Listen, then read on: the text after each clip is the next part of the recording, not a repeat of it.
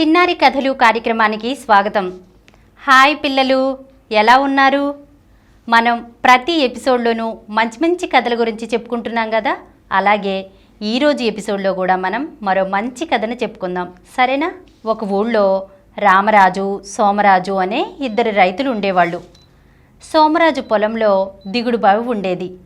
ఆ నీటిని ఉపయోగించుకుని సోమరాజు చక్కగా పంటలు పండించుకునేవాడు. కానీ రామరాజు పొలంలో అలాంటి బావి ఏమీ లేదు. అందుకని తను పంటలు పండించుకోవడానికి సాధ్యపడేది కాదు. నీరు సరిగా లేకపోవడం వల్ల పంటలు సరిగ్గా పండేవి కాదు. ఒకరోజు రామరాజు సోమరాజు దగ్గరికి వెళ్ళి బావి నీటిని అద్దెకు అడుగుదాం అనుకున్నాడు.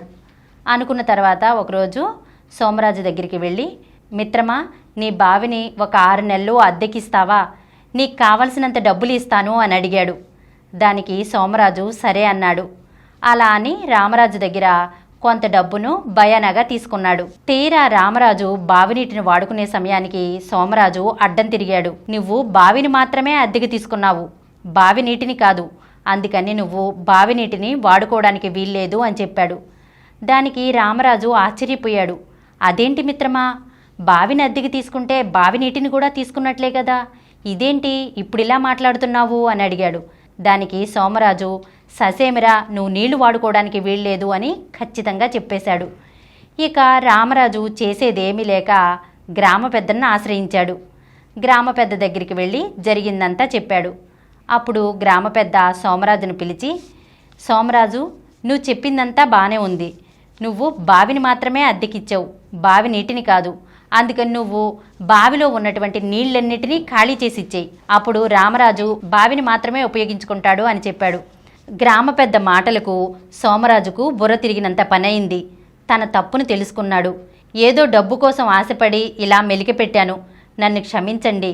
రామరాజు ఒప్పందం ప్రకారం నా బావిలోని నీటిని వాడుకోవచ్చు అని చెప్పాడు. అప్పుడు రామరాజు ఆ బావిలోని నీటిని వాడుకుని చక్కగా పంటలు పండించుకుని సంతోషంగా హాయిగా ఉన్నాడు. పిల్లలు, ఈ కథ ఏంటో మీకు అర్థమైందా? వచ్చే ఎపిసోడ్లో మరొక మంచి కథతో కలుద్దాం.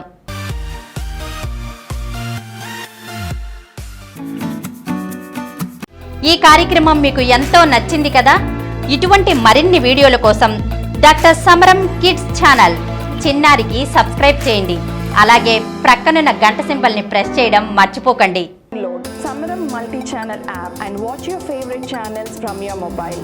App available on Google Play Store and subscribe to the channels.